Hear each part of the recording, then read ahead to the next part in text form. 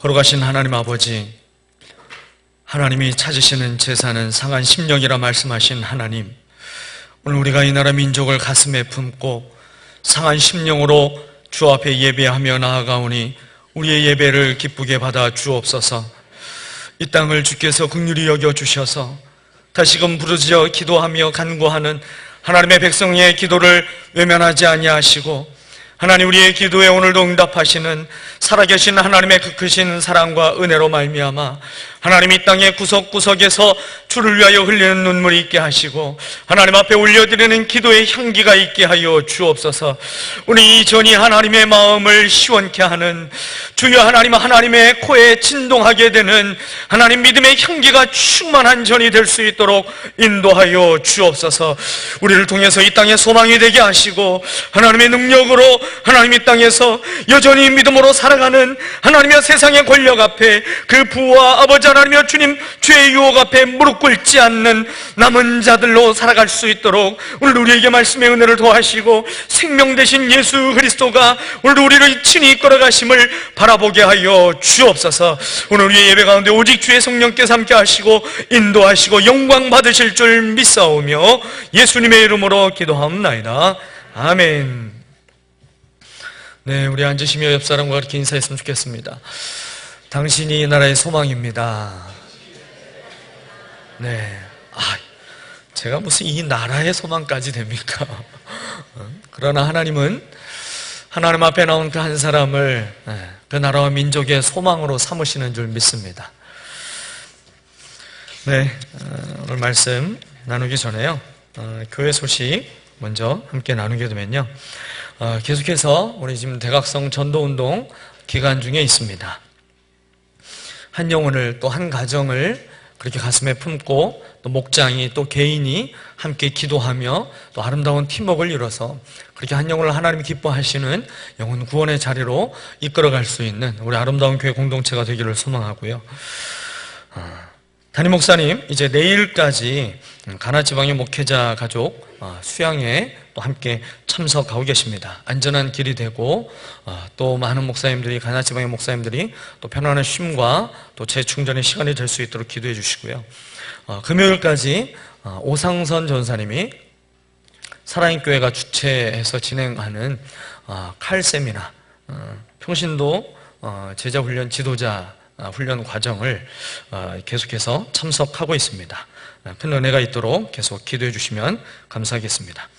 네, 이번 돌아오는 주일에 깍공부에서 인형극 공연이 있습니다. VIP 가족들을 초청을 해서 진행을 하게 되는데요, 깍공부 연령대의 자녀들이 있는 VIP가 있으면 꼭 소개해 주셔서 그렇게 같이 참석해서 예수의 사랑 안에서 녹아지는 귀한 역사가 있도록 기도해 주시고 함께 협력해 주시면 감사하겠습니다.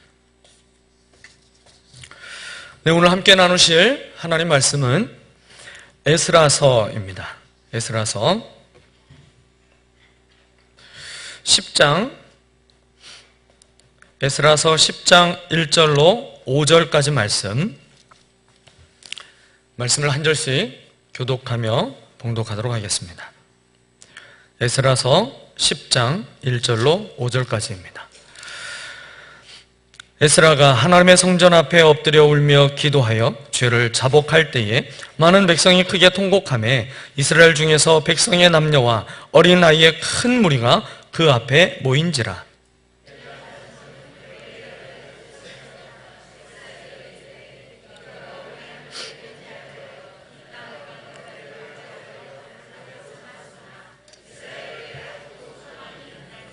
곧 내 주의 교훈을 따르며 우리 하나님의 명령을 떨며 준행하는 자의 가르침을 따라 이 모든 아내와 그들의 소생을 다 내보내기로 우리 하나님과 언약을 세우고 율법대로 행할 것이라.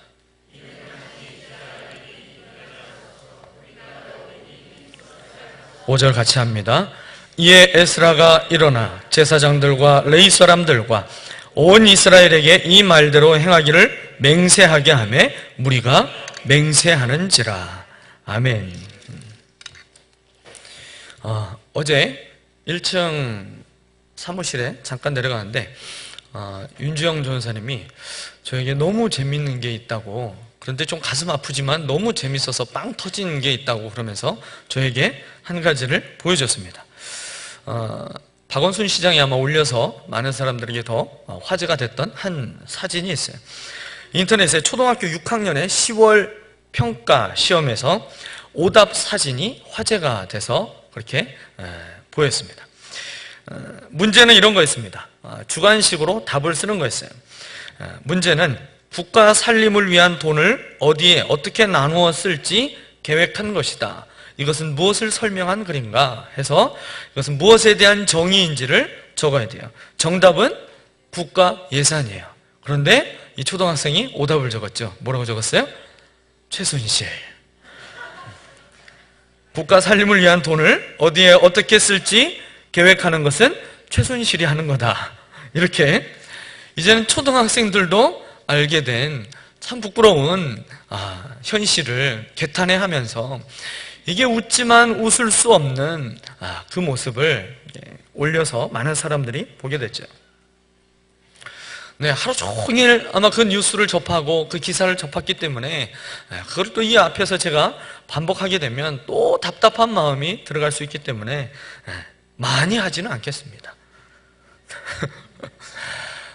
최근에 이 국가 원수보다도 더 실세 노릇을 하고 있던 최순실 씨에 대한 이야기로 믿는 사람들도 두세 사람이 모이면 주님의 이름으로 모이지 않고 최순실의 이름으로 모여서 그 이름에 대한 이야기를 계속하며 대화를 하고 있어요.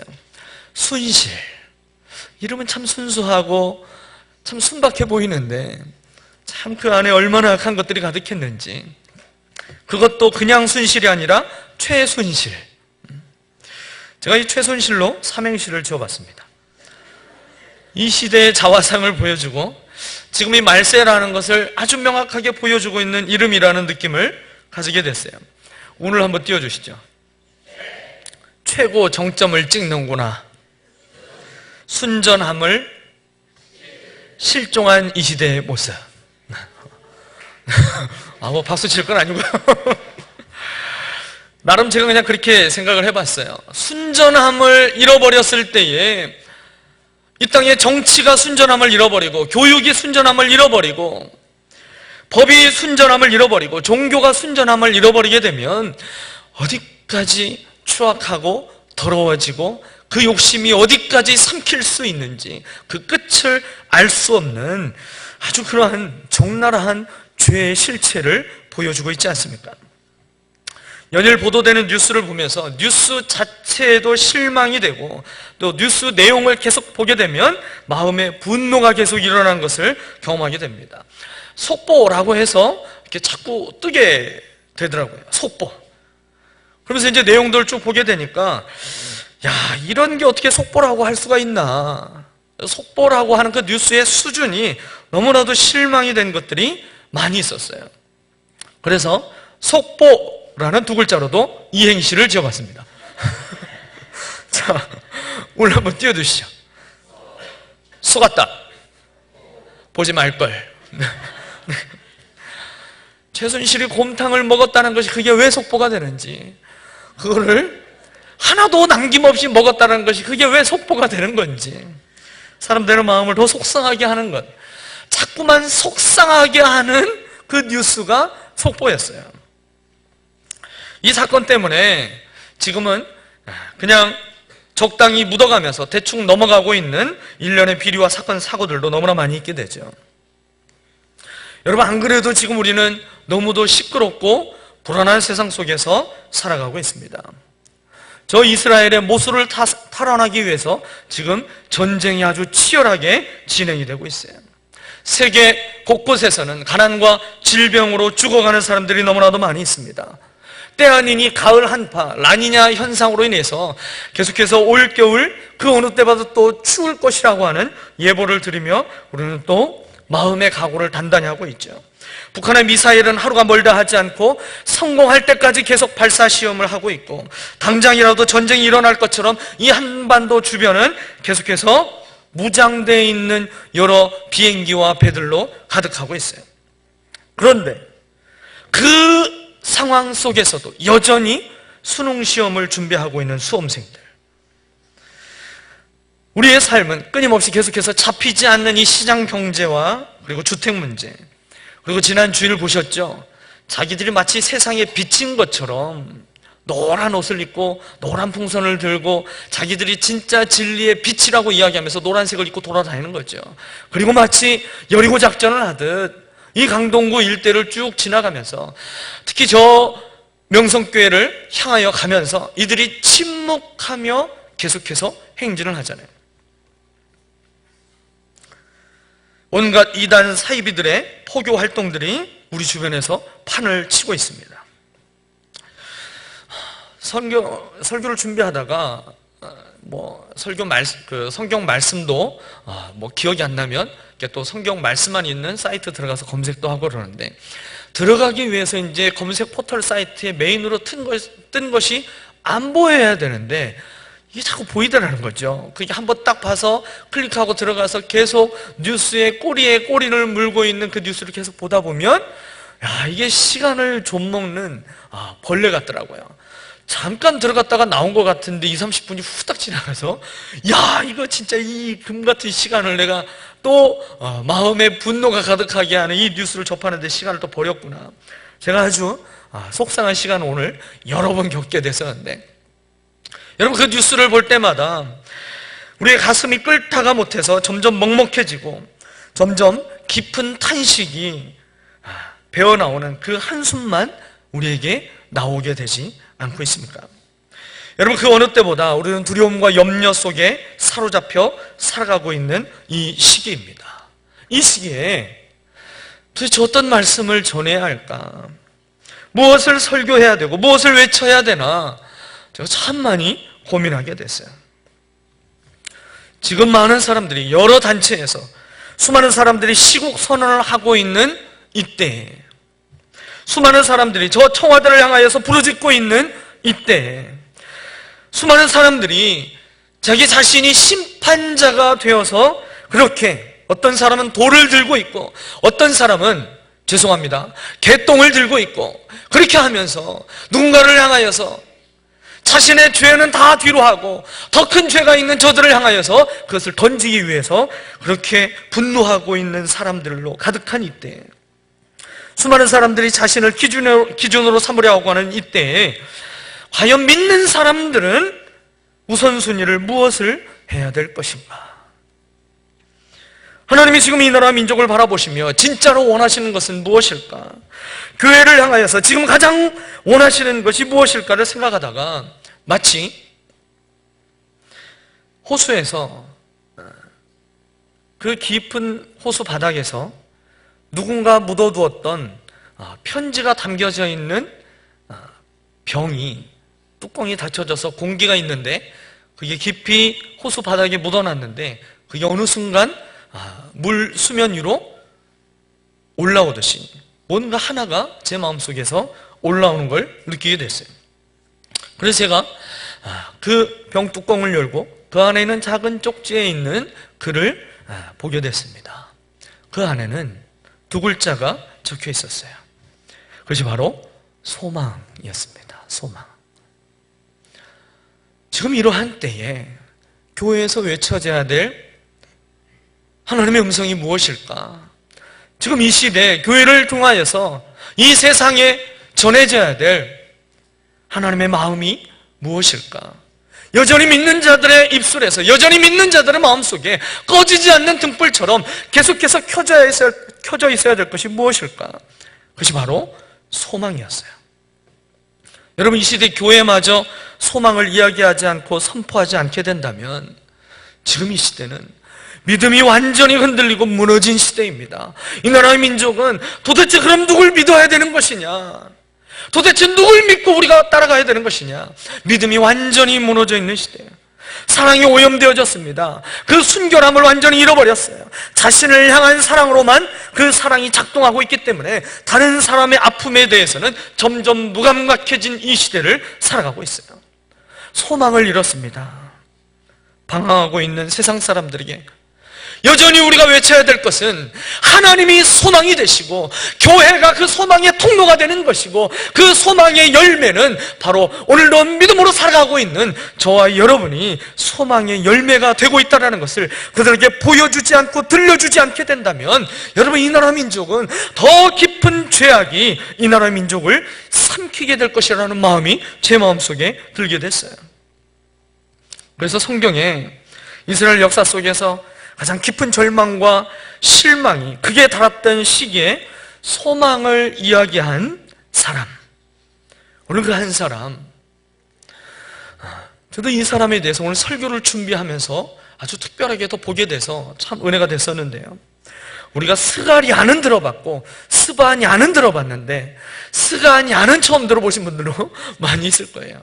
오늘 소망을 이야기하고 소망을 볼 수 있도록 오늘 에스라를 이끌어 주었고, 그리고 이스라엘 백성들을 이끌어 주었던 이 소망의 사람 스가냐를 통해서 오늘 우리가 이 나라의 민족을 위해서 하나님이 남겨두시고 능력으로 사용하시는 소망의 사람이 되시기를 예수 그리스도의 이름으로 축원을 드립니다. 여러분, 저와 여러분에게 동일한 죄에 반복해서 빠진다라고 하는 한 가지 고민이 참 해결되지 않고 살아가는 사람들이 많이 있을 것입니다. 여러분, 죄를 지을 수 있죠. 그러나 그 죄를 짓고 우리가 한번 회개하고 우리가 완전히 돌아서서 그 죄에 다시 빠지지 않는다면 이것이 어찌 우리에게 고민이 되겠어요. 그런데 많은 그리스도인들이 죄에 빠졌다가 회개하고 그러면서 다시 또 그 반복되는 죄에 또 빠지고 또 빠지고 또 빠지면서 끊임없이 그렇게 살아가기 때문에 우리가 이 고민을 해결하지 못하고 계속 살아가는 삶이 많이 있는 거죠. 구약성경 사사기를 보게 되면 이스라엘 백성들이 계속해서 동일한 죄에 빠지는 것을 보게 되죠. 하나님이 용서하시면 그들이 다시 빠지게 되고, 하나님이 또 다시 용서하시면 빠지게 되는 이 반복적인 사이클을 보여주게 됩니다. 이스라엘의 역사를 보게 되면 그들이 가장 심각한 죄가 바로 우상을 섬기는 거였죠. 이방 여인들과 그들이 혼합하고 그렇게 결혼하면서 이방 여인을 아내로 취하면서 그들이 섬기고 있던 우상까지 이스라엘에 같이 들어오게 되면서 그 우상을 계속해서 섬기게 되는 이 죄의 악순환이 이스라엘에 계속 반복되는 것을 볼 수가 있습니다. 광야 40년 동안 이스라엘 백성들이 하나님의 인도하심 속에 하나님이 철저히 그들 안에 있는 우상의 그 모든 쓴뿌리들을 하나도 남김없이 빠질 수 있도록 하나님이 특별 훈련의 시간으로 40년 동안 그들을 광야에서 훈련시키게 되죠. 그리고 이제 마지막 때쯤이 되었을 때, 그들이 시딤에 이르렀을 때에 그곳에서 그들이 보여준 모습은 아주 실망적인 모습이었어요. 그들이 모압 여인을 취하여 음행하였더라, 이렇게 성경은 기록하고 있습니다. 그것이 민수기 25장에 기록되어 있는데요, 하나님이 이 모압 여인을 취하여 음행하며 그들을 이제 결혼해서 자기들의 아내로 삼고 그 자녀들과 그리고 이제 그들이 믿고 있었던 바알신을 계속 숭배하는 것들이 이스라엘 안에서 계속 자행되고 있을 때에 하나님이 그 모습을 보시며 진노하십니다. 그리고 그들에게 하나님이 연병을 내리십니다. 연병을 내리셔서요, 하나님이 그 자리에서 24,000명을 죽게 하셨어요. 여러분, 그러한 역사가 있음에도 불구하고 하나님을 잘 섬기는 자들마저도 후에 이방 여인들을 사랑하는 모습을 또 보여주게 되는 것이죠. 솔로몬같이 훌륭한 왕도 그의 인생의 말년에 이방의 많은 여인들을 사랑하였다라고 성경이 기록하고 있습니다. 그가 처첩을 1000명이나 두었어요.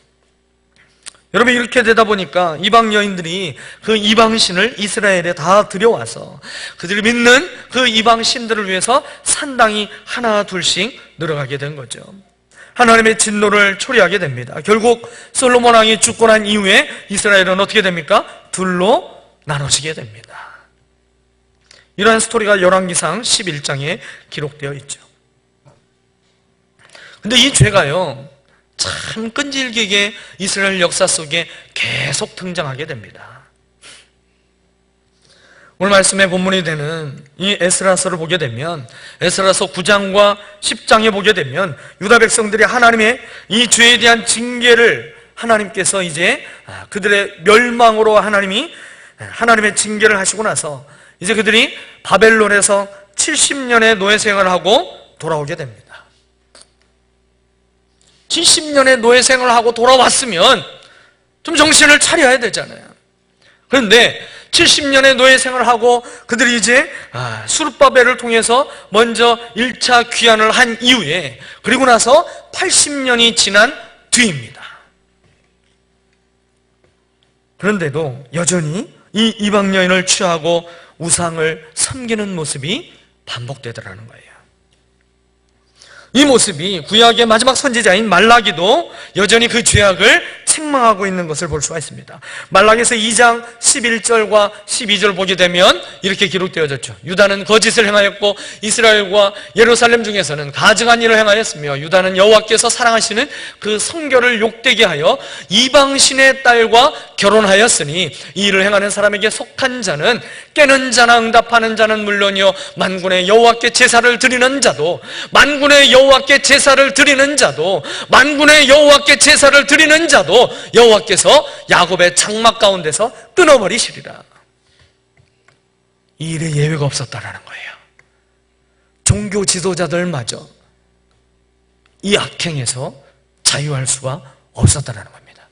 그리고 누구도 예외 없이 이 악행을 행하는 자는 하나님께서 그 장막에서 끊어버리시겠다라고 말씀하고 있는 것입니다.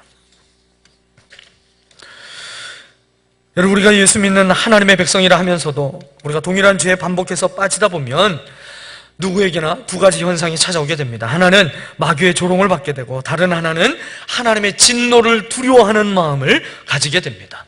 여러분, 이 두 가지가 개인을 지배하게 되고 공동체를 지배하게 되고 나라와 민족에 깊이 뿌리내리게 되면 더 이상 소망을 기대하기 어렵게 된다는 겁니다.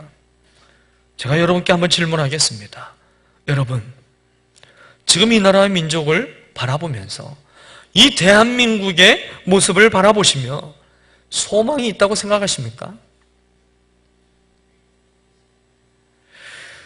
오늘 성경은 이렇게 대답하고 있습니다.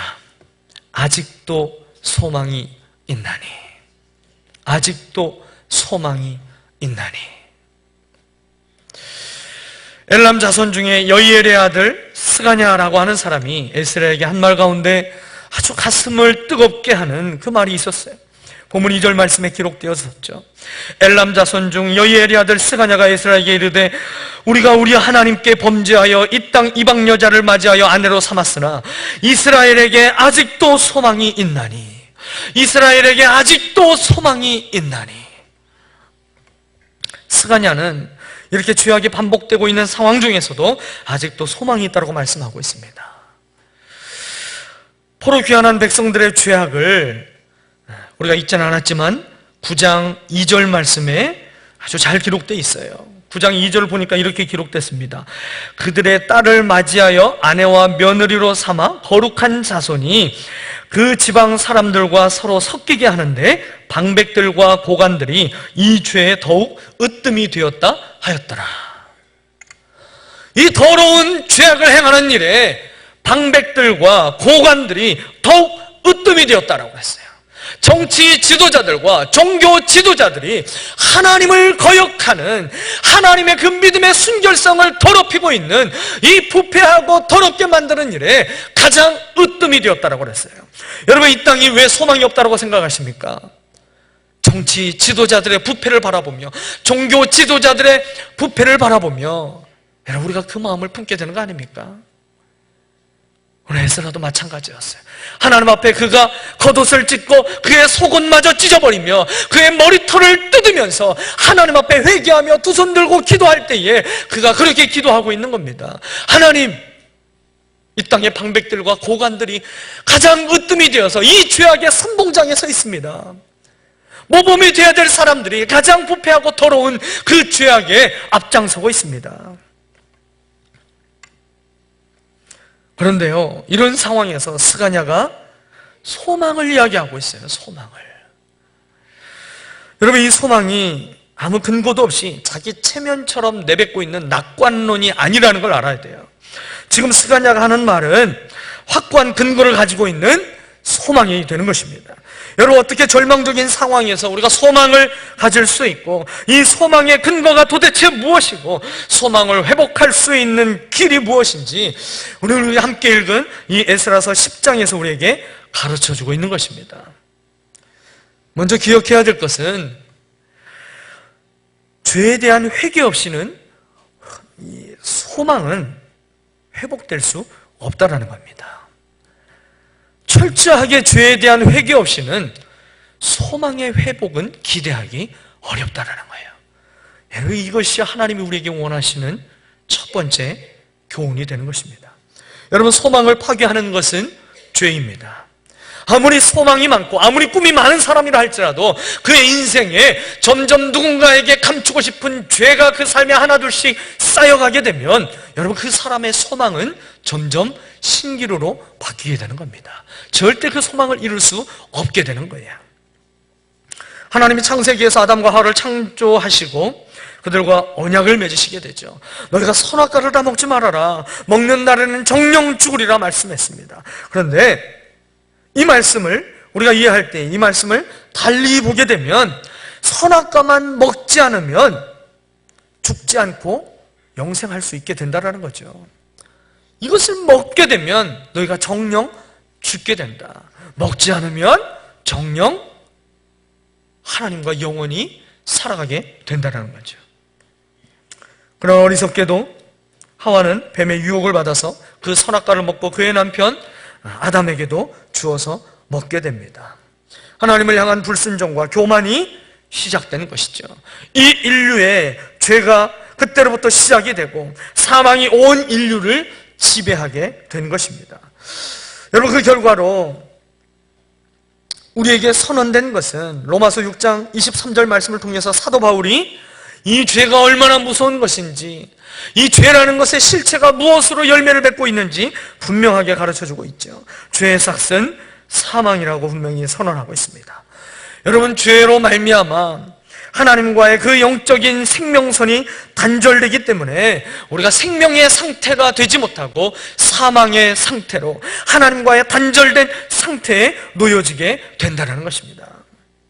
바울은 계속해서 말씀합니다. 에베소서 2장 12절 말씀을 통해서 이런 죄악에 있는 상태에 있는 인간을 향하여서 소망이 없다라고 선포하고 있는데요, 말씀에 그렇게 기록되어졌죠. 그때 너희는 그리스도 밖에 있었고 이스라엘 나라 밖의 사람이라 약속의 언약들에 대하여는 외인이요 세상에서 소망이 없고 하나님도 없는 자이더니 라고 기록하고 있습니다. 죄가 들어오게 되면 소망은 파괴되는 것입니다. 죄와 소망이 함께 공존할 수가 없게 되는 거예요. 죄와 소망은 서로 원수관계가 되기 때문에 함께 공존할 수가 없는 겁니다. 그런데도 스가랴는 아직도 소망이 있나니, 이스라엘에는 아직도 소망이 있나니 라고 말씀하고 있어요. 도대체 그 근거가 무엇이 되겠습니까?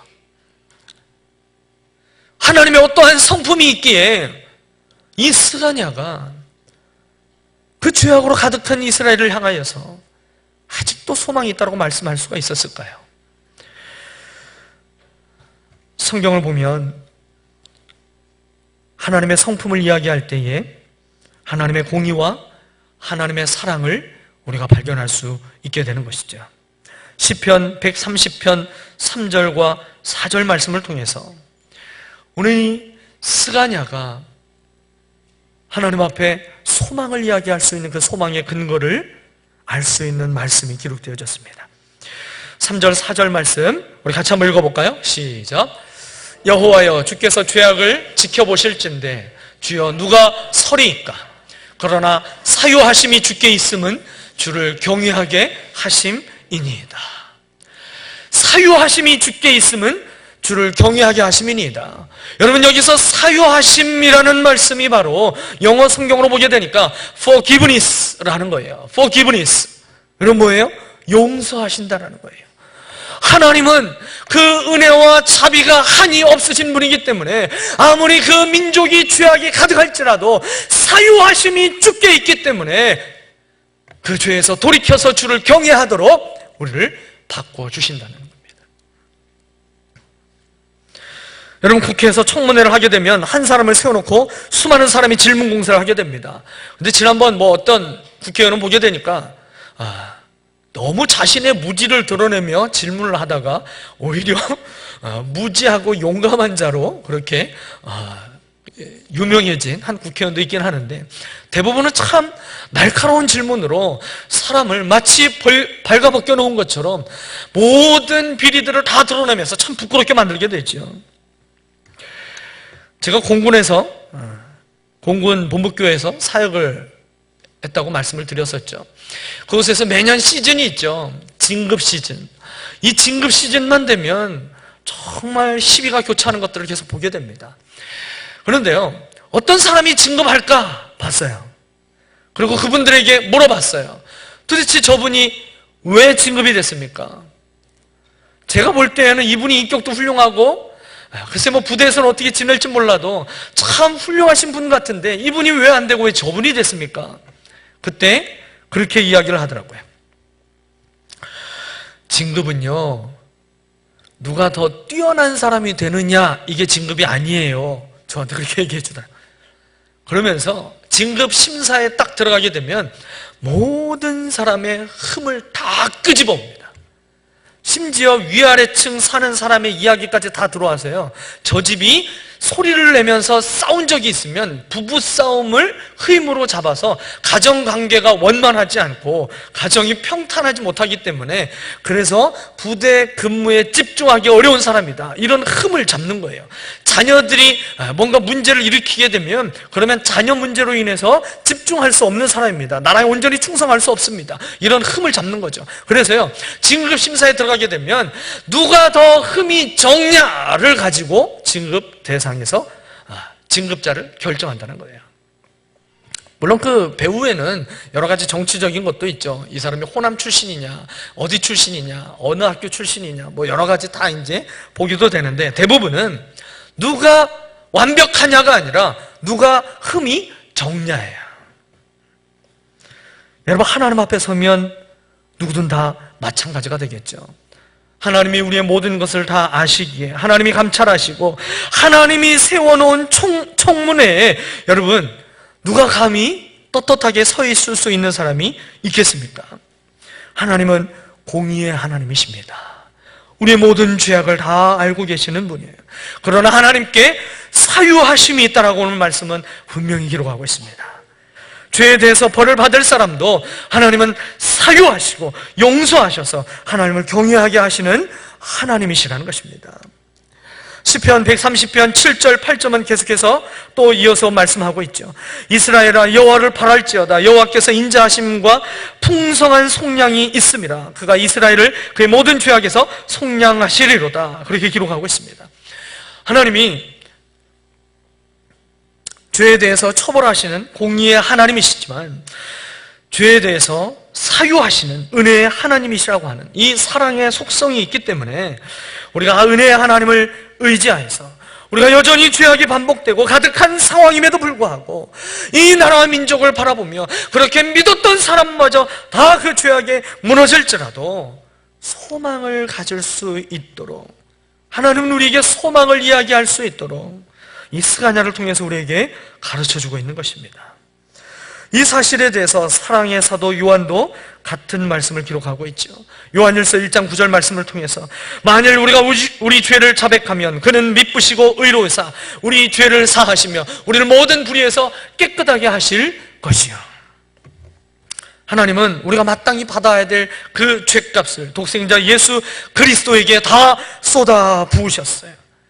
그래서 십자가에서 물과 피를 다 흘려 대신 벌을 받게 하셨고 우리에게 소망을 주신 하나님으로 오늘 우리에게 여전히 살아서 역사하시는 줄 믿습니다.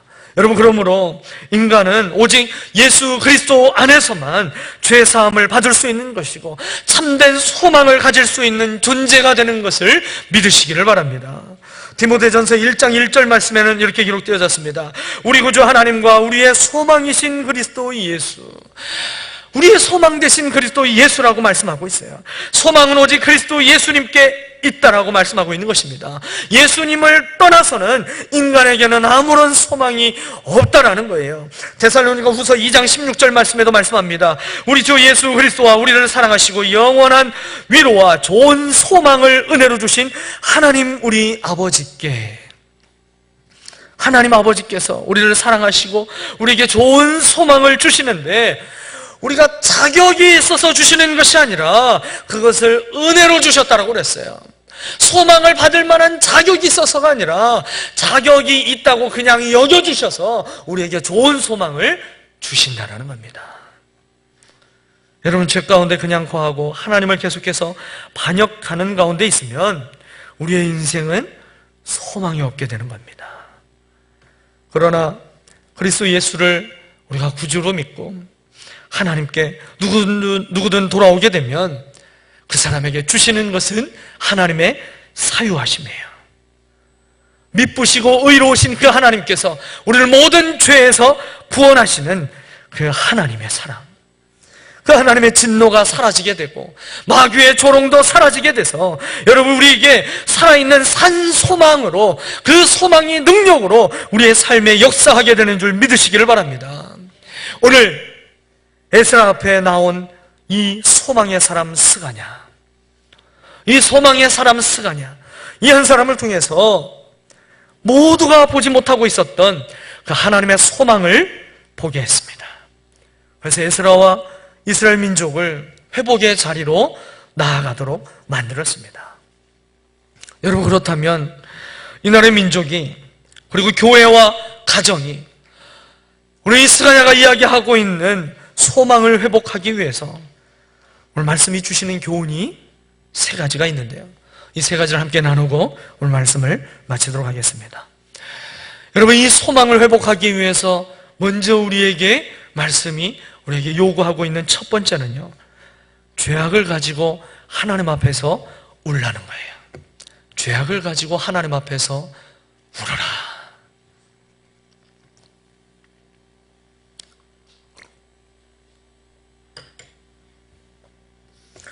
여러분, 자신이 누군가에게 감추는 죄악이 있고 하나님 앞에 내놓기 부끄러운 죄악이 있다면, 그리고 그 죄악을 스스로 이길 수 없다라고 여겨진다면, 감당할 수 없는 이 큰 시험들 앞에서 이 나라의 민족의 이 위기와 이 부정과 이 부패와 이 모든 시험들을 바라보며, 그 죄악을 바라보며 우리가 감당할 수 없다면, 여러분, 그 죄악을 가지고 하나님 앞에 나가 엎드려 울게 되는 믿음의 사람이 되시기를 소원합니다. 에스라 10장 1절 말씀은 이렇게 말씀하고 있었죠. 에스라가 하나님의 성전 앞에 엎드려 울며 기도하여 죄를 자복할 때에 많은 백성이 크게 통곡하며 이스라엘 중에서 백성의 남녀와 어린아이의 큰 무리가 그 앞에 모인지라 라고 기록하고 있습니다. 에스라가 울게 되자 백성이 다 울었어요. 아이들까지 다 울었습니다. 억울하고 아파서 운 것이 아니었어요. 이 민족의 죄로 말미암아 회개하는 통곡의 눈물이 있었다는 겁니다.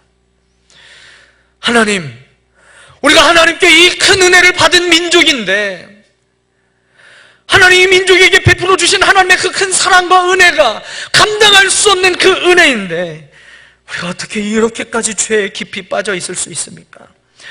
어떻게 이렇게 동일한 죄에 계속해서 넘어질 수 있습니까? 하나님, 이제는 우리 힘으로 어찌할 수 없습니다. 그러면 하나님 앞에 통곡하며 지금 에스라가 울고 있는 거예요. 여러분, 우리 힘으로 어찌할 수 없고 우리 힘으로 안 되는 그런 상황이 벌어지게 된다면 하나님 앞에서 우시기 바랍니다. 여러분, 하나님 앞에서 울게 되면 하나님은 우리의 인생에 좌우 앞뒤 사방을 다 둘러보아도 흑암밖에 보이지 않는 이 세상 속에서 빛이 되어 일어날 수 있도록 우리를 붙들어 주시는 줄 믿습니다. 여러분, 포로 생활 가운데 끝이 보이지 않는 이 포로 생활을 하고 있는 이스라엘 백성들에게 하나님 앞에 밤낮 없이 눈물로 기도하고 있었던 이스라엘의 선지자가 있었죠. 누구였습니까? 예레미야였습니다. 예레미야 선지자는 그래서 우리가 눈물의 선지자로 잘 알고 있는데요, 이 선지자가 하나님 앞에 밤낮 없이 눈물을 흘려가며 민족을 위하여 기도하고 있을 때에 하나님이 그 눈물의 기도를 받으시고 끝을 보여주셨어요. 70년 뒤에 하나님 회복하게 하실 것이다. 여러분, 어린아이는 울기만 하면 부모의 보호와 필요를 공급받게 되는 것을 잘 알고 있죠. 저희 집에 두 아이가 있습니다. 아직 둘째 은하가 이제 법원에서 최종 판결이 아직 안 났어요. 그래서 여전히 법적으로는 이름이 샛별입니다. 그래서 지금 저희는 아직 계속 위탁 부모로 계속 아이와 함께 하고 있는데요, 두 아이를 키우면서 아이들의 그 울음 때문에 제가 깜짝 놀란 것이 있었는데요. 먼저 첫 번째는 제 첫째, 저희 가정에 이제 첫째 성아가 태어나서 제일 첫 번째로 그 인생의 첫 번째 기숙사 생활을 한 적이 있습니다.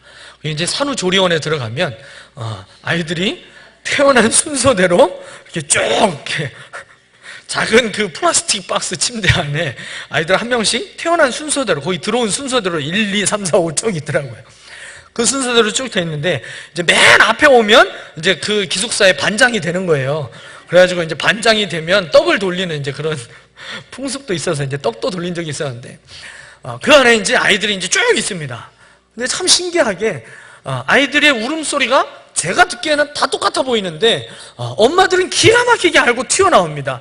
각 방에 들어가 있다가도 애가 하나 딱 울면 저쪽 방에서 엄마가 하나 툭 튀어나와서 애를 안고 들어가서 밥을 먹이거나 뭘 이렇게 해줘요. 근데 아내랑 같이 산후조리원 안에 딱 들어가 있었는데, 방 안에 들어가 있는데 어떤 아기가 딱 울었는데 전 그때 제 아내가 쏘머진 줄 알았어요. 아니, 내가 볼 때는 분명히 다 똑같은 울음소리인데 우리 성아가 운다 이러면서 탁 밖으로 나가더라고요. 그러더니 정말 저희 아이가 운 거예요. 깜짝 놀랐어요.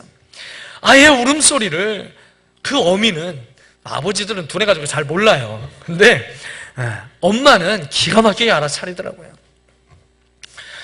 아이는 그저 울기만 하면 그 부모가 그 울음소리를 듣고 그에게 필요한 모든 필요들을 다 공급해 주죠. 저희 둘째 은하가 저희 집에 처음에 딱 온 첫날 너무 울지도 않고 저희 집에까지 한 번에 잘 왔어요. 야, 얘는 차도 잘 탄다. 어떻게 이렇게 잘 타지? 집에 왔습니다. 울지도 않고 그냥 둘러보며 잘 지냈어요. 그날 밤 보채지도 않고 잘 잤습니다. 그런데 문제는 그 다음날부터였어요. 그 다음날부터 얘가 밤만 되면 울기 시작했어요. 근데 그 울음소리를 듣는데 너무 구슬픈 울음소리예요. 그 울음소리를 들으면서 제 마음에 그런 생각이 들었어요. 야, 동물도 지 어미와 떨어지면 그 새끼가 그 어미를 찾기 위해서 그렇게 울어대는데 얘가 그렇게 어미를 찾고 있는 새끼처럼 그렇게 참 구슬프게 우는구나. 그 마음이 딱 들어가니까요, 애를 향해서 계속해서 더 기도하게 되고 더 품에 안고 그렇게 하는 것을 경험하게 됐습니다. 근데요, 지금은 참 하나님의 은혜입니다. 저희 가정의 사랑뿐만 아니라 온 교회가 함께 사랑해 주셔서 아이가 지금은요 그렇게 구슬프게 우는 게 없어요. 이제 그냥 자다가 요즘에 이제 갑자기 추워져서 자다가 이불을 차고 자서 지가 추워서 깨서 우는 건지 자다가 이제 잠깐 깨서 우는 소리 이외에 지금은 이제 울음소리를 들으면 저도 완벽하게 구분은 안 되지만 제 아내는 완벽하게 구분을 하죠. 제가 지금 배고파서 우는 건지, 아니면 제가 지금 변비가 좀 있는데 응가하면서 힘들어서 우는 건지, 아니면 제가 지금 어디에 부딪혀서 아파서 우는 건지 울음소리만 들으면 무엇 때문에 운다라고 딱 알더라고요. 여러분, 하나님 앞에서 우리가 울게 되면 여러분 그 울음을 하나님은 진주처럼 여기십니다. 하나님은 우리의 눈물을 다른 데서 쏟지 않고 하나님 앞에서 쏟을 때에 하나님의 그 눈물의 기도를 들으시고 하나님께서 우리를 통해서 이 나라의 민족에 하나님께서 회복의 은혜를 주실 줄 믿습니다. 하나님은 우리의 작은 신음에도 응답하시는 아버지이십니다. 그 하나님 앞에서 올 때 소망의 회복이 비로소 시작이 되는 겁니다. 여러분, 지금 이 나라를 위해서 민족의 죄악을 가슴에 품고 저 위정자들의 죄악을 들고 하나님 앞에 나가서 울며 기도할 수 있는 사람이 시급한 때라는 것을 우리에게 말씀하고 있는 거예요. 우리가 품고 있는 이 VIP들의 영혼을 위해서 그들의 죄악을 가슴에 품고 하나님 앞에 나가서 기도하는 사람이 시급한 때예요. 우리의 자녀들의 죄악을 가슴에 품고 타락한 교회와 목회자들을 우리의 그 모든 죄악을 가슴에 품고 하나님 앞에 나가서 울 수 있는 사람이 필요한 때입니다. 오늘 저와 여러분이 눈물의 중보자가 될 수 있다면 이 땅은 아직도 소망이 있게 되는 줄 믿습니다. 시편 30편 5절 말씀에 이렇게 기록되어졌습니다. 그의 노염은 잠깐이요 그의 은총은 평생이로다. 저녁에는 울음이 깃들일지라도 아침에는 기쁨이 오리로다. 여러분, 저녁에 울게 되면 아침에 기쁨이 오게 된다라고 하는 약속의 말씀이에요. 여러분, 기쁨의 약속을 믿는다면 기꺼이 울 수 있게 되는 것입니다. 마태복음 5장 4절 말씀을 통해서도 예수님이 애통하는 자는 복이 있나니 그들이 위로를 받을 것이며 라고 말씀하고 있습니다. 애통하며 울 때에 위로가 그들에게 임하게 되는 것입니다. 여러분, 이방 사람을 아내로 취했던 이 유다 백성들의 명단이 에스라서 10장 후반에 쭉 기록되어져 있어요. 스가랴도 사실은 자신도 그 죄악에 포함되어져 있던 사람이었습니다. 이 사람들의 이름을 한 명 한 명 전부 열거하고 있는데요, 그들의 이름을 다 세어보니까 110명이 넘어가고 있어요. 좀 더 정확하게 이야기하면 113명이 기록되어졌습니다. 여러분, 이때 당시에 유다 인구가 얼마나 되는지 아십니까? 수룹바벨을 통해서 이제 이스라엘이 다시 1차 포로 귀환의 시기를 맞이하게 되죠. 바사왕 고레스 칙령에 의해서 이제 수룹바벨과 함께 1차 귀환할 때 그때 인구가 5만 명에서 103명이 부족한 인구였어요. 그냥 5만 명이라고 잡고요. 그리고 나서 80년 후에 에스라와 함께 이제 두 번째 포로 귀환이 이루어지게 된 겁니다. 여러분, 80년 20살이 됐을 때 보통 결혼했기 때문에 그러면 80년을 잡으면 적어도 4대가 흘러 지나갔어요. 늙어 죽는 사람까지 다 포함해서 다 빼고 이것저것 하게 되면 적어도 인구가 2배 이상은 늘어난 때입니다. 적어도 10만의 인구가 있을 때에 그때 113명의 이방 여인과 결혼한 사람들의 명단이 기록되어졌어요. 여러분, 10만 명 가운데 113명이면 아주 극소수죠. 퍼센테이지로 하면 0.1% 정도밖에 되지 않는 아주 극소수입니다. 그런데요, 오늘 에스라는 이 극소수의 죄라 할지라도 오늘 이스라엘 백성과 함께 통곡하며 어린아이까지 통곡하며 하나님 앞에 그 죄를 철저히 자복하고 회개하는 모습을 보여주고 있습니다. 오늘 우리의 삶 가운데 소망이 이루어지지 않는 이유는 죄를 너무나 너그럽게 대하고 있기 때문입니다. 나와 공동체를 분리하고 있기 때문에 나와 상관없는 것으로 여기고 회개의 기도 제목에 이 기도 제목을 추가하고 있지 않다라는 거예요. 죄를 내가 능히 처리할 수 있다고 생각하는 교만이 그 속에 가득하기 때문에 죄에 대해서 철저하지 못하는 것입니다. 그런데 본문의 유다 백성들은 극소수의 죄라 할지라도 이것을 아주 심각하게 다루고 있습니다. 하나님 앞에 울며 회개하고 있었습니다. 여러분, 자신의 힘으로 극복할 수 없는 죄가 있다든가 이제는 내 힘으로 어찌할 수 없는 곤경이 우리의 인생에 찾아오게 되면 하나님 앞에서 우시기 바랍니다. 여러분, 그때 하나님의 역사가 일어날 줄 믿습니다. 두 번째는요, 죄를 멀리하고 하나님을 가까이 하려는 생명을 건 결단이 필요하다는 거예요. 생명을 건 결단. 본문 3절 말씀에 이렇게 기록되었습니다. 곧 내 주의 교훈을 따르며 우리 하나님의 명령을 떨며 준행하는 자의 가르침을 따라 이 모든 아내와 그들의 소생을 다 내보내기로 우리 하나님과 언약을 세우고 율법대로 행할 것이라. 하나님과 언약을 세웠다라고 말씀하고 있습니다. 여러분, 언약을 세운다라는 것과 약속을 한다라는 것은 서로 의미가 완전히 다른 것입니다. 언약을 세운다라고 할 때 히브리어 동사를 카라트라는 단어를 사용하게 됩니다. 여러분, 이 카라트라는 단어는 둘로 쪼갰을 당해도 괜찮다라는 의미를 가지고 있어요. 내 몸이 둘로 쪼갰을 당해도 괜찮다라는 단어가 이 카라트라는 단어예요. 하나님과의 언약을 세울 때는, 이 하나님과의 언약을 지키지 않을 때는 내가 죽어도 괜찮습니다. 자신의 생명을 걸고 이 언약을 맺었다는 겁니다. 스가랴 자신도 그 죄 속에 있었던 사람이었기 때문에 많은 사람들에게 더 설득력이 있게 되는 겁니다. 자신이 친일파였다라고 먼저 고백하며 그 죄를 회개하는 사람과 거기에 해당되지 않는 사람이 이야기하는 것과의 그 말의 무게는 달라지겠죠. 여러분, 이 스가랴도 지금 이 명단에 포함되는 사람입니다. 여러분 삶 가운데 죄가 있다면 단호한 결단으로 죄를 몰아내야 그 죄를 끊을 수 있게 되는 것입니다. 스가랴가 이렇게 단호하게 하자 에스라가 일어나서 이제 말씀하게 되는데요. 에스라서 10장 11절 말씀에 이제 에스라가 이야기한 말씀이 있어요. 이제 너희 조상들의 하나님 앞에서 죄를 자복하고 그의 뜻대로 행하여 그 지방 사람들과 이방 여인들을 끊어버리라 하니 라고 기록하고 있습니다. 에스라가 백성들에게 제발 이방 여인을 좀 내어 쫓아달라고 사정한 것이 아니라 아주 단호하게 이방 여인을 끊어버리라고 말씀하고 있습니다. 그러자 백성들이 12절 말씀에서 모든 회중이 큰 소리로 대답하여 이르되 당신의 말씀대로 우리가 마땅히 행할 것이니이다 라고 응답하고 있습니다. 예루살렘에 10만 명이 되는 이 이스라엘 백성들이 전부 총 집합해서 그렇게 외치고 있는 거예요.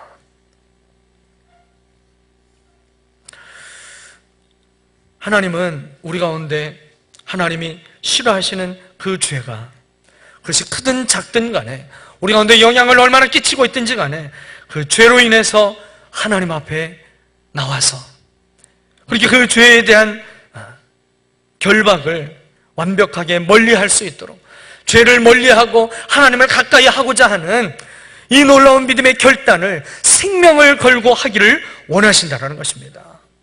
작년 여름 성경학교 주제가 바로 믿음으로 승리해요인데 그때 제3과 이 성경 주제가 죄는 멀리 하나님은 가까이였어요. 이 유치부 아이들에게 가르친 내용입니다. 죄를 멀리하고 하나님을 가까이 하겠다라고 하는 이 언약을 생명을 걸고 해야 된다는 거예요. 여러분, 유다 백성들이 멸망하기 직전에 이렇게 기록되어졌어요. 이사야서 22장 12절 말씀에 그날에 주 만군의 여호와께서 명령하사 통곡하며 애곡하며 머리털을 뜯으며 굵은 배를 띠라 하셨거늘 이스라엘 백성들이 그들의 죄를 지금 바라보며 하나님이 지금 원하시는 것은 너희가 통곡하고 애곡하고 머리털을 뜯으면서 굵은 배를 띠라고 하나님이 말씀하셨어요. 그런데 13절에 이스라엘 백성들의 모습이 이렇게 기록되어졌습니다. 너희가 기뻐하며 그렇게 이야기했건만 지금 너희들이 보이고 있는 모습은 오히려 너희가 기뻐하며 즐거워하여 소를 죽이고 양을 잡아 고기를 먹고 포도주를 마시면서 내일 죽으려니 먹고 마시자 하는도다. 하나님이 우리를 진멸하시겠다고요? 내일 심판하시겠다고요? 좋아요. 그러면 오늘은 한번 먹고 마시며 한번 마음껏 즐기겠습니다. 그 이야기를 하고 있는 것이죠. 하나님을 향한 반역과 불순종이 결국 그들에게 멸망의 길로 걸어가게 만들었습니다. 하나님은 우리에게 회개의 기회 없이 심판하시는 하나님이 아니십니다. 오늘 이 나라의 민족에게 하나님께서는 회개의 기회를 우리에게 남겨주셨습니다. 그래서 우리가 아직도 소망이 있다고 말씀할 수 있는 것입니다. 마지막으로 우리가 이 소망이 회복되기 위해서는 오늘 우리에게 하나님과 성도 사이의 중보자이신 그리스도 예수님의 이 예수 그리스도의 그 중보 기도를 의지하는 소망을 잃지 말아야 된다는 겁니다. 여러분, 오직 우리와 하나님 사이의 중보자 되신 예수 그리스도께서 우리를 위하여 마땅히 빌바를 알지 못하고 있는 저와 여러분을 향하여서 그렇게 중보하며 기도하고 계시는 분이 바로 하나님이시라는 것입니다. 바로 예수 그리스도시라는 것입니다. 그분이 바로 우리와 함께 하시는 성령 하나님이시라는 것입니다. 스가냐는 에스라 앞에서 말을 하고 있죠. 스가냐에 대해서 엘람 자손 중 여히엘의 아들이다. 그는 레위인도 아니었고 제사장도 아니었고 그는 평민이었어요. 그의 아버지 여이엘도 이방 여인을 첩으로 취했던 그런 죄인이었습니다. 스가냐는 죄인의 아들이었고 평범한 서민이었어요. 그런데 그가 지금 하나님 앞에 보여주고 있는 그의 신앙의 탁월함은 하나님 말씀 앞에 떨고 회개할 줄 알았다는 겁니다. 오늘 이 땅에, 오늘 이 나라 민족 위에 하나님 앞에, 하나님의 말씀 앞에 떨며 회개할 줄 아는 한 사람, 그 한 사람이 있으면 아직도 소망이 있는 것입니다. 우리를 돕는 중보자 예수 그리스도가 하나님 보좌 옆에서 우리를 위하여 중보하고 계시기 때문에 우리는 죄를 벗어나 승리하고 소망을 이룰 수 있게 되는 것을 믿으시기를 바랍니다. 히브리서 7장 24절 25절 말씀에 예수는 영원히 계시므로 그 제사장 직분도 갈리지 아니하니라. 그러므로 자기를 힘입어 하나님께 나아가는 자들을 온전히 구원하실 수 있으니 이는 그가 항상 살아계셔서 그들을 위하여 간구하심이니라 라고 기록하고 있습니다. 오늘 말씀을 통해서 오늘 이 스가냐가 그가 믿음으로 선포하였던 아직도 소망이 있다라고 하는 이 말씀, 이 나라 민족을 향하여서, 우리의 교회와 가정을 향하여서, 우리의 영혼을 향하여서 아직도 소망이 있다라고 기꺼이 믿음으로 선언할 수 있는 여러분 그 은혜가 오늘 저와 여러분이 하나님 앞에 올 때에, 죄를 멀리하고 하나님을 가까이 하게 될 때에 여러분 중보자 되신 예수 그리스도께 오늘 우리의 모든 기도를 주 앞에 올려드릴 때에 하나님이 우리에게 소망의 능력을 가진 사람으로 이 땅에 세워주실 줄 믿습니다. 기도하겠습니다. 거룩하신 하나님 아버지, 오늘 하나님 앞에 예배하며 나아가되 아버지 하나님, 소망이 없다 말하는 이 세상 속에서 스가냐에게 주셨던 그 소망을, 아직도 소망이 있다라고 하는 그 소망을 우리의 가슴에 담겨주시니 감사합니다. 하나님 앞에 우는 자들이 되게 하시고 죄를 멀리하며 하나님을 가까이 하고자 하는 생명을 건 결단이 있는 믿음의 사람들이 되게 하시며 우리의 중보자 되신 예수 그리스도를 향한 그 신실한 믿음으로 오늘도 나아갈 수 있는 거룩한 주의 백성들